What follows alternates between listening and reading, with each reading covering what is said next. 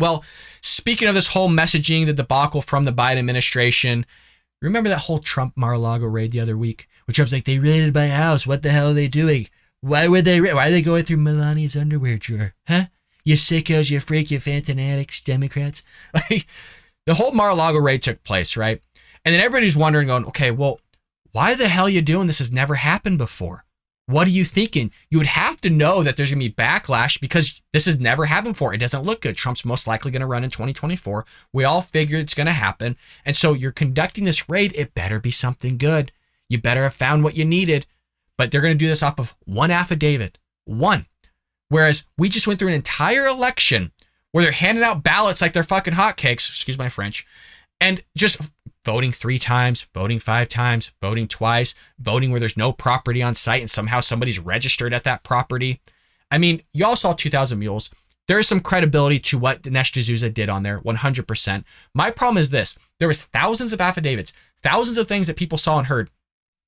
I didn't see any raids. I didn't see any seizing of assets. I didn't see any seizing of voting machines. I didn't see any seizing at all. All I saw was the Democrats claiming, oh, well, there's all these audits going on. As a previous auditor myself, there was no damn audits going on. All they did was just recount the very same thing that they did. There was no forensic accounting taking place. There's no forensic auditing taking place looking at certain things. Later on, there was, not by the government from my understanding, more for coming from the side of the Trumps and just those supporters trying to push certain audits taking place where they're going in and doing some sort of forensic analysis on it. But no. It only takes one affidavit from a person. You're going to go raid the former president of the United States based on some guy's wording that he's sure that there's some boxes in there with like nuclear stuff. Regarding nuclear stuff, this is where Dan Crenshaw comes in. I have a feeling, folks, there's some shady stuff going on, and I think all of you do as well. And again, just shadiness after shadiness coming from the Democrat Party. This has been going on for some time, going back to Hillary Clinton with the whole server debacle, the whole Benghazi debacle. Okay, now we're going with the whole thing of what's going on with Hunter Biden's laptop. That was all conspiracy theory. That wasn't real for the longest time. You even talked about it. You got removed off social media, but now it turns out to be real. Oh, it wasn't Russian disinformation. Oh God, who would have thought? So we're supposed to run along with all the Democrats' schemes and everything they're pushing here. Thank God we have Republicans that are willing to come out and going, yeah, this is a little weird. Dan Bongino, all the hosts of Fox News, us here at the Bald Brad Show, those at the Daily Wire, we're all seeing through the smoke here. Representative Dan Crenshaw blasts the Mar-a-Lago raid. Thank God he's jumping the mix. I actually like this man. One, he served our country, former Navy SEAL, just pure badass. But 2, you jump in the mix when you need to, and that's what Dan Crenshaw is doing. So he blasted the FBI's conduct during the recent raid on Mar-a-Lago.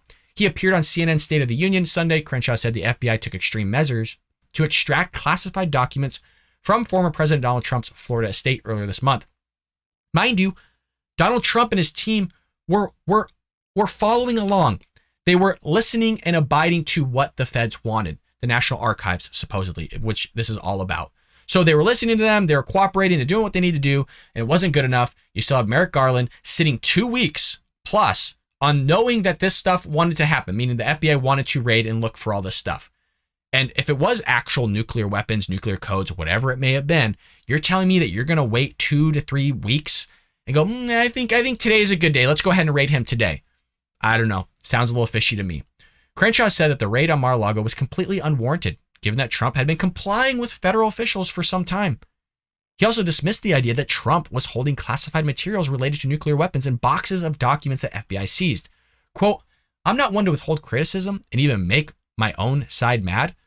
I want to get to the truth, but I will be honest with you. It's hard to justify what the Department of Justice did here, in my opinion. Here's what it really boils down to. It's not a question that it's bad to have classified material in a non-sensitive compartment information facility environment. That's also known as a SCIF. That's not a secret compartmentalized infrastructure there. That's wrong. But there's a way to mitigate that. There's ways to resolve that issue. And I still haven't seen any evidence that Trump was even asked to give these documents back. He's been cooperating with them on issues for a while now, for months for that matter. And so why take it to extreme extent? I think that's why you're seeing so much backlash from Republicans and conservatives. I want to add that in there as well. You're seeing everyone basically pissed off about this whole thing. It doesn't matter what side of the issue you're on with Trump. We've seen a lot of this taking place around this one because it does just seem unjust. And there does seem to be a long history of loss of credibility at the Department of Justice at the hands of Democrats. And I think people are right and rightfully frustrated about that. Yeah, there's people that's pissed. And we're not going to let this go. Folks, this story is going to ride out till November. And I'll make sure, at least here on the Bald Brad Show, we keep covering this because we can't let this energy, this momentum go based on what Democrats did. They're trying to throw all this other stuff our way. Then all of a sudden, Biden's taking a vacation after this stuff taking place, another vacation, as if the man's not always on vacation. He doesn't know what the hell's going on. He doesn't even know he's president. He thought he was running for Senate when he was going up against Trump in the primaries. He thinks he's vice president. And then it was an ongoing joke of, oh, if I joke about it, then people will think that I wasn't serious before. Dude, we know that you think you're vice president. We know you're not pulling the strings there. We know somebody else is. You probably have a team doing it for you. You're not here. You've been on vacation since you started. So don't give me this whole ruse of like, oh, I need to go on vacation again because I'm tired because I'm working hard. You're not doing anything, Joe. Literally anything. You don't got to look far. Look around. Inflation, Russia, Ukraine, Afghanistan, going back to the Chinese and Russia now. That's news, folks, for all of you that don't know that. Russia and China are working in cohesion with the Taliban. Isn't that just fun? You left over $7 billion of military-grade equipment there. You got domestic policy issues. You got foreign policy issues.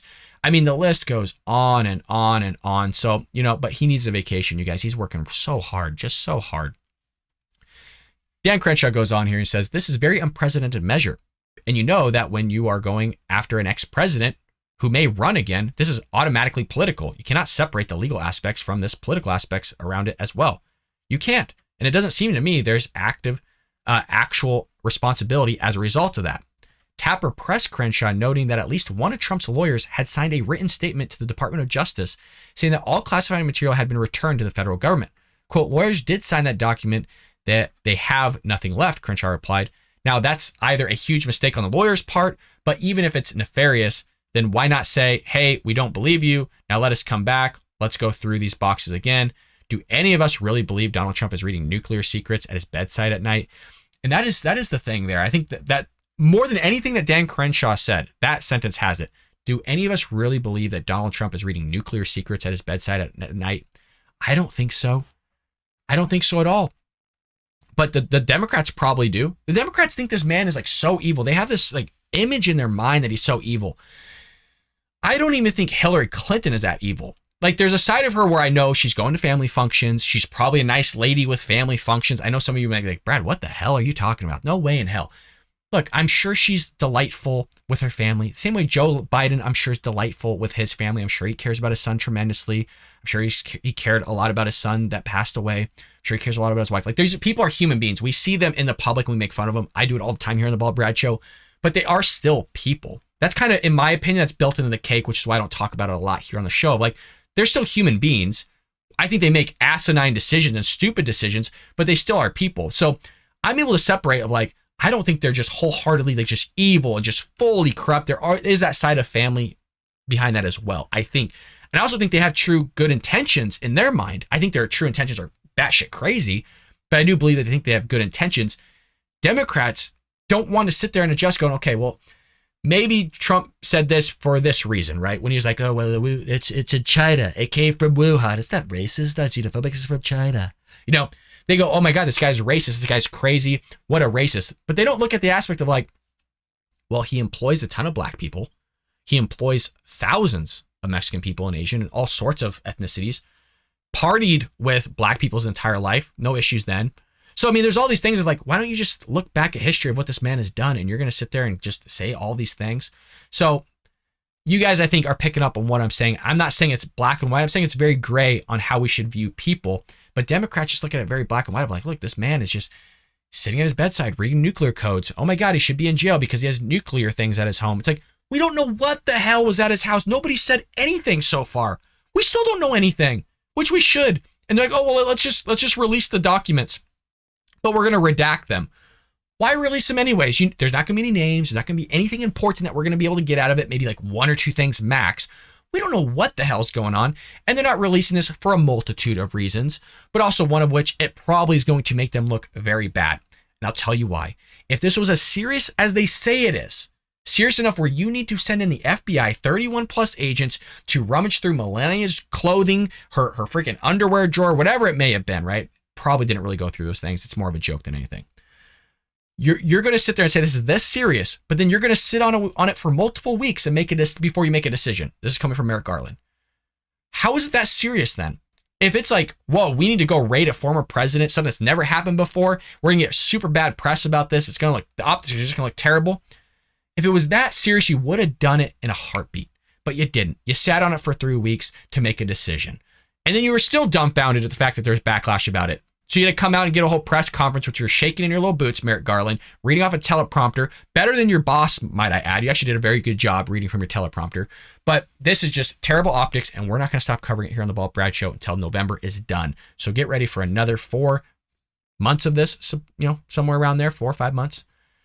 I hope you enjoyed that clip from the Bald Brad Show. If you did, make sure to hit that subscribe button so you can stay up to date on all our future content.